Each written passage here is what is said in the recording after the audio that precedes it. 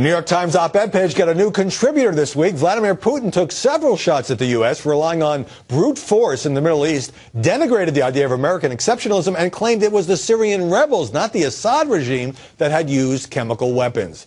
Was this in the paper's old slogan, fit to print? Joining us now, Dana Milbank, columnist for The Washington Post, and Jim Pinkerton, Fox News contributor and a former White House aide to Ronald Reagan and George H.W. Bush. Dana, critics are horrified that Putin gets to criticize the U.S. in the pages of the New York Times and question American exceptionalism. How dare he? But I assume the criticism of the New York Times for printing this, but I think any newspaper in America would print it. And why? Anybody would take that interview. Because it's newsworthy. It's not that he just went off to talk about how terrific he looks with his shirt off riding a horse. He had something that was actually relevant to our debate here in America. I think he probably did his own cause more disservice by unifying Americans against his position, and he also completely distorted his logic by coming out and suggesting that the rebels were the ones who used the chemical weapons, and then concluding that, okay, let's take the weapons away from the Syrian regime. Well, that didn't make a whole lot of sense. Jim, should the New York Times have published that piece? It was free content. They didn't have to pay Putin. Well, I mean, just as you were saying in the previous segment about the interview with Assad, you go for it. However, I don't think it would have hurt if the Times had said to President Obama, look, would you also like an op-ed alongside his? Of course, that would beg the question of whether or not the administration was capable of creating an op-ed that they would stick to for long enough to have it printed. I mean, and the fact that they haven't responded in Pravda. Senator McCain wants to go to Pravda in Moscow and do one, which I think is a great idea. You think that Secretary Kerry and the President would want to do the same thing? Or what about the Times running its own editorial rebuttal or taking on Putin over such ludicrous claim about chemical weapons? But at the same time, Andy Rosenthal, the editorial page editor of the Times, said he defended the publication of the piece as well written, well argued. He didn't agree with a lot of it, but it certainly made news everywhere, to your point, that this wasn't, I mean, it was propaganda, but it was newsworthy propaganda. Yeah, it was good propaganda, but I do think the administration missed an opportunity to respond to that. I'm not sure, side by side, but somewhere, just think, Mr. President, your rival, President Putin, says America is not exceptional. What do you say to that? There was nothing but good press there. Why didn't he do it? I don't know. And then meanwhile, the New York Post couldn't resist headline, Putin twists knife and outfoxed Obama. They put that on Peggy Noonan's column, which she wrote that in the Journal with a different headline, although the Post did capture the gist of what Peggy was writing. But was it an example of what we celebrate in this country, which is free speech, even for a Russian leader? Yes, it was that. As Oliver Wendell Holmes said, it's not free speech for the speech you like, it's free speech for the speech you hate. Okay.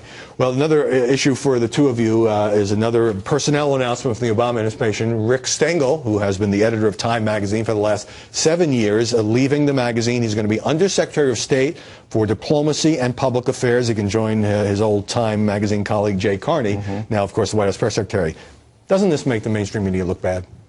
Well, I think it does, but I don't blame Rick for this. He's just following in a great tradition of sort of a revolving door between politics and journalism. So it kind of makes me queasy, the whole thing. I wish people would pick one or the other. But, some of the most legendary figures in this business, from the sainted Tim Russert to the sainted Mr. Pinkerton, have done this. So, I mean, this is how the business works. Did he disarm you with that?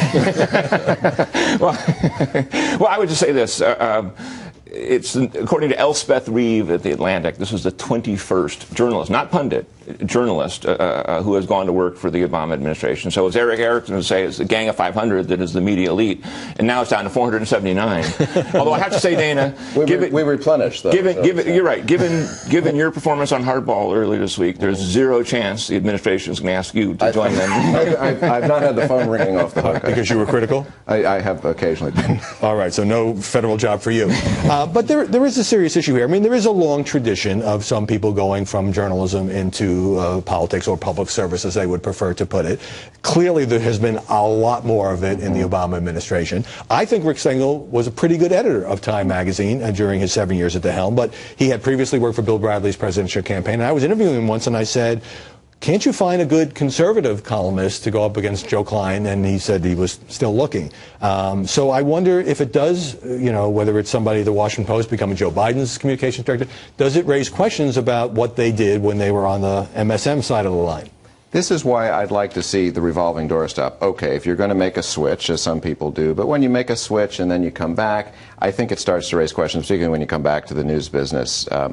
Can you keep up your integrity? Now, it's different if you're an opinion person as opposed to a journalist, but I just don't see... Like Tony Snow, who became George W. Bush's for example, after hosting a show at Fox. Right, and I mean, my colleague Michael Gerson was a journalist, went to be Bush's chief speechwriter, now is back writing a column. This informs his writing quite a bit. I think he needs a certain disclaimer when he's writing about President Bush. I wish it didn't occur, but it occurs, and I think we got to live with it. Let's give Stengel credit for a good career move. It's not as if these weekly news magazines like Newsweek are flourishing anymore, right? So the chance to leave Time magazine, which is a declining property, to go join the administration, get a good job, punch up his career, smart move. But the larger pattern here, Jim, does it suggest to you, you know, plain old bias, or are journalists able to do their job when they're part of the media and then say, okay, this is a career change and now I am going to be part of a political administration? I would say that Stengel was an honest liberal beforehand, and I imagine he'll continue that working for